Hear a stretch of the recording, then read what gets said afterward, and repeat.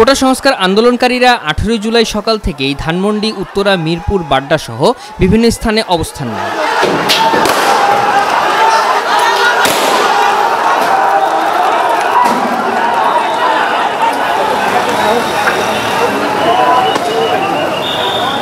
আন্দোলনকারীরা স্লোগান দিয়ে সামনের দিকে এগোনোর চেষ্টা করলে পুলিশ ও সরকারি দল ও ছাত্রলীগের স্থানীয় নেতাকর্মীদের বাধার মুখে পড়ে। শুরু হয় ত্রিমুখী সংঘর্ষ।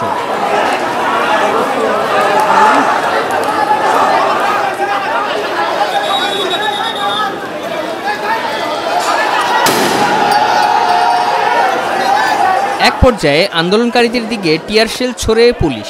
লাঠিসোঁটা ছাড়াও ধারালো অস্ত্র ব্যবহার করতে দেখা যায় আন্দোলনকারীদের বিরুদ্ধে অবস্থান নেওয়া অনেককে।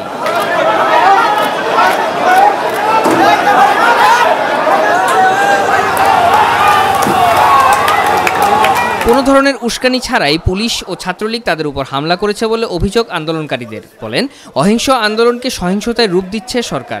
সকাল থেকে এখান থেকে আসার পর ধানমন্ডি 27 রাপা প্লাজার সামনে আমাদের স্টুডেন্টরা শান্তিপূর্ণভাবে অবস্থান করতেছিল।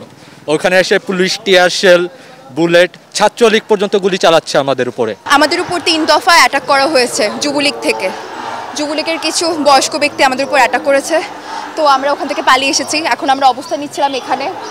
আমরা এখন আবার এক হওয়ার চেষ্টা করছি। এটা কোটায় নাই ভাই, এটা মনুষ্যত্বতে দাঁড়াইছে ভাই, ওদের বিবেক নাই ভাই। আমরা কি ভাই, আমরা কি লাগতেছি? আমরা কি মানুষ না? আমরা আমাদের ন্যায্য অধিকার চাইছি ভাই, আর কিচ্ছু চাই নাই ভাই। ঢাকার অন্যান্য জায়গায় সংঘর্ষ চললেও শান্ত ছিল ঢাকা বিশ্ববিদ্যালয় ক্যাম্পাস। বিপুল সংখ্যক আইনশৃঙ্খলা বাহিনীর সদস্য মোতায়েন রয়েছে সেখানে।